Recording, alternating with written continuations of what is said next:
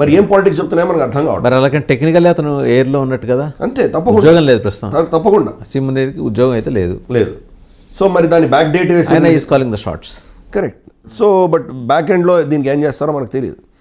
ఇవన్నీ అక్కడ చాలా సెన్సిటివ్ ఇష్యూస్ ఉన్నాయి, అక్కడ ఫాస్ట్ పేస్లో జరుగుతున్నాయి. లేదా ఏమన్నా అతనికి ప్రతిఘటన ఎదురవుతుందా? అతను అదే తెలియట్లేదు మనకి, అదే తెలియట్లేదు. ఎందుకంటే మిగతా కోర్ కమాండర్స్ కానీ లేదా మనకు షంషాద్ మిర్జా ఇప్పుడు ఆయన ప్లేస్లో ఈయన వస్తున్నాడు, ఆయన రిటైర్ అయిపోవాల్సి వస్తుంది.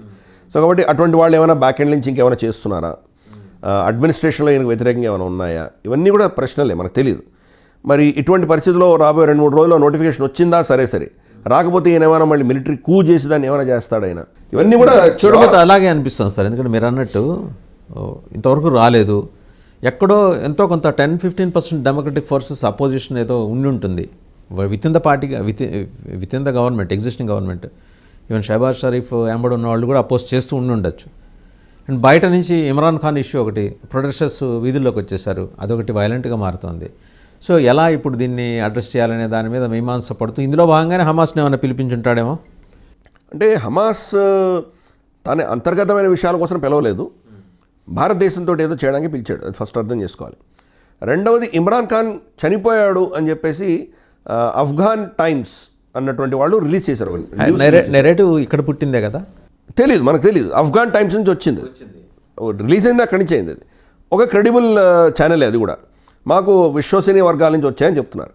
తర్వాత ఆయన చెల్లెలు వెళ్ళి అక్కడ ధర్నా చేసింది, వాళ్ళ chief minister Khyber Pakhtunkhwa chief minister 7 times he tried to meet him అంటండి. కరెక్ట్. సో ఇంతవరకు ఇవ్వలేదు, కనీసం మాకు మనకు వీడియో కాన్ఫరెన్స్లో ఆయన కలవనివ్వండి, చూడనివ్వండి, బతుకున్నాడో లేదో చూస్తామంటే కూడా వాళ్ళు పర్మిట్ చేయలేదు. ఆఫీషియల్ స్టేట్మెంట్ బాగానే ఉన్నాడని చెప్పారు కానీ అంతకుమించి ఏం చెప్పట్లేదు. అడియాల జైల్లో ఆయన్ని రేప్ చేశారని కూడా రిపోర్ట్స్ వస్తున్నాయి, జరిగినాయని చెప్తున్నారు. ఇవన్నీ కూడా ఏంటంటే బయట ఉన్నటువంటి ఒక అపోహలే, కానీ ఆయనతో ఎవరు మాట్లాడి నిజంగా ఆయనకి ఏం జరిగింది అని ఫస్ట్ హ్యాండ్ చెప్పిన వాళ్ళు ఇంతవరకు లేరు. ఇంకోటి సార్, ఆఫ్ఘనిస్తాన్ టైమ్స్తో పాటు Balochistan minister of external affairs పేరుతో కూడా ఒక ట్వీట్ వచ్చింది. అంటే వాళ్ళు they have declared themselves as independent కదా, వాళ్ళు కూడా ఇచ్చారు ఆయన జైల్లో ఆయన మీద అట్రాసిటీస్ జరిగినాయి, ఆయన చంపేశారని. సో వాళ్ళకి ఇదే మాట వాడారు, credible sources with in the jail అని అంటున్నారు. కరెక్ట్. సో అందుకని ఇమ్రాన్ ఖాన్ అన్నది ఒక శక్తి, అసీం మునీర్కి అసలు పడదు. అసీం మునీర్ ఇమ్రాన్ ఖాన్ అంటే భయపడతాడు. మిగతా షహబాజ్ షరీఫ్ ఇంట్లో కుక్క లాంటి వాడే, అని పట్టించుకోవాలి. ఆల్మోస్ట్ కార్టూన్ క్యారెక్టర్స్, అంతే, కార్టూన్ క్యారెక్టర్స్ వీళ్ళందరూ. వాళ్ళ ఇంట్లో పెరుగుతున్నటువంటి వాళ్ళ పంపిడి కుక్కలు లాంటి వాళ్ళు వీళ్ళందరూ, అంతకు మించి ఏం లేదు. సో ఇమ్రాన్ ఖాన్ని అతను కంట్రోల్ చేయాలి కాబట్టి ఇమ్రాన్ ఖాన్ ఏదో విధంగా జైల్లో ఫినిష్ చేయడానికి ప్రయత్నం చేస్తున్నాం. ఒక జడ్జ్మెంట్ ఏముంది, ఒక జడ్జ్మెంట్ ఇప్పించేసినా నూరు తీసేసినా మనం చెప్పలేము. అది ఇది జరిగేటువంటి అవకాశాలు ఉన్నాయి. జరిగితే కనుక అక్కడ కొంత విధ్వంసం జరగచ్చు. బట్ చాలా కర్కోటకంగా వాళ్ళు, చాలా దారుణంగా వాళ్ళ ఆర్మీ ప్రవర్తిస్తుంది కాబట్టి దీన్ని ఈజీగా అణిచేయగలరు వాళ్ళు. వాళ్ళ దగ్గర ఫోర్స్ ఉంది. రీసెంట్గా చూసాం తెహ్రీకే లబ్బేక్ పాకిస్తాన్ TLP వాళ్ళు ధర్నాలు చేస్తే కనుక ఇంతవరకు ఆ సాద్ రిజ్వీ బతుకున్నాడో ఎక్కడ పోయాడో తెలియదు, మాయమైపోయాడు. ఆయన తమ్ముడు ఇద్దరు మాయమైపోయారు. సో ఇటువంటివి జరుగుతాయి. అక్కడ కనీసం 200-300 మంది చంపారు వాళ్ళు. బయటకు వచ్చినేమో 10 మంది చనిపోయారు ఏదో వచ్చింది, కానీ 200 పైబడి చంపేశారు వాళ్ళు. సో అందుకని వాళ్ళకి మానవ హక్కులు లాంటివి ఏమీ లేవు. పంజాబీ ఆర్మీకి వ్యతిరేకంగా ఎవడన్నా వాళ్ళని నాశనం చేసేస్తారు.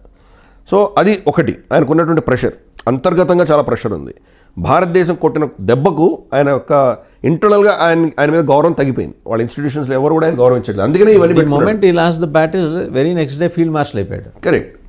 సో ఈ నారేటివ్స్ అని ఇన్ఫ్యాక్ట్ నాకు రీసెంట్గా ఈ ఆప్ సింధూర్లో ప్రభుత్వానికి అడ్వైజ్ ఇస్తున్నటువంటి ఒక సీనియర్ రిటైర్డ్ ఆర్మీకి మన ఫోర్సెస్ సంబంధించిన వ్యక్తి, పేరు చెప్పడం అనవసరం మనం, ఆయనతో నేను చర్చిస్తున్నప్పుడు ఆయన చెప్పింది ఏంటంటే మనకు ఒక్క ఎయిర్క్రాఫ్ట్ కూడా మనం కోల్పోలేదు. మరి ఎందుకు చెప్పట్లేదు అంటే కనుక ఏదో స్ట్రాటజిక్ రీజన్ ఉంది, అందుకని చెప్పట్లేదు అని చెప్పాడు. అది కూడా డీటెయిల్స్ నాకు చెప్పలేదు. కానీ నేను అడిగిన సూటి ప్రశ్న, మనకి ఎన్ని ఎయిర్క్రాఫ్ట్స్ పోయాయని అడిగాను. ఒక్కటి కూడా పోలేదు అన్నాడు. రైట్. టెక్నికల్ స్నాగ్ ఏదో ఒకటో రెండింటికో వచ్చాయి, అవి పాకిస్తాన్ వల్ల కాదు, మనకే ఏదో ఎయిర్క్రాఫ్ట్ అనేది ఒక మెషినే కదా, ఏదో మనకి ఆఫ్టర్ ఆల్ మనకు తేజస్ దుబాయ్ ఎయిర్ షోలో క్రాష్ అయింది కదా, అటువంటి ఏవో టెక్నికల్ స్నాగ్ లాంటివి వచ్చింది, కానీ ఒక్క ఎయిర్క్రాఫ్ట్ కూడా మనకు కోల్పోలేదు అని అన్నారు ఆయన. సో అఫీషియల్ అంటే ఆథెంటిక్ సోర్స్ నుంచి మాట్లాడుతున్నాను. కానీ ఎందుకు చెప్పట్లేదు భారతదేశం మాకేం ఒక్క ఎయిర్క్రాఫ్ట్లో పోలేదు అనడానికి ఏదో స్ట్రాటజిక్ వాళ్ళకి ఉంటుంది, వాళ్ళకి ఒక గేమ్ ప్లాన్ ఉండొచ్చు వాళ్ళకి, మనకు తెలియదు. సో ఈరోజు పాకిస్తాన్ అంటే అసీం మునీర్ అన్ని విధాలా అతను ఎక్స్పోజ్ అయిపోయాడు కాబట్టి చాలా టెన్షన్లో ఉన్నాడు. అందుకని హమాస్ని దించాడు. హమాస్ వస్తే కనుక హమాస్ టాక్టిక్స్ చాలా డిఫరెంట్గా ఉంటాయి.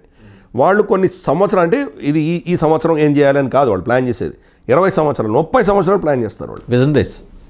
వాళ్ళు మొత్తం గాజా కిందంతా చీమల పుట్టలాగా మొత్తం టనల్స్ పెట్టుకున్నారు. కొన్ని 100 కిలోమీటర్ల టనల్స్ ఉన్నాయి. And why could the Israelis did not notice అండి ఇది? అంటే వాళ్ళకి తెలుసు, ప్రతిసారి దాడులు అయినప్పుడు చూస్తున్నారు. ఇజ్రాయెల్ ఏంటంటే దాన్ని మొత్తం వెకెట్ చేసి వెళ్ళిపోయారు. మొట్టమొదటి దేశం ప్రపంచవ్యాప్తంగా వాళ్ళ ప్రజలని gun at the point of a gun వాళ్ళని ఫోర్స్ఫుల్గా సొంత పౌరులని గాజా నుంచి తీసుకెళ్ళిపోయినటువంటి దేశం ఇజ్రాయెల్.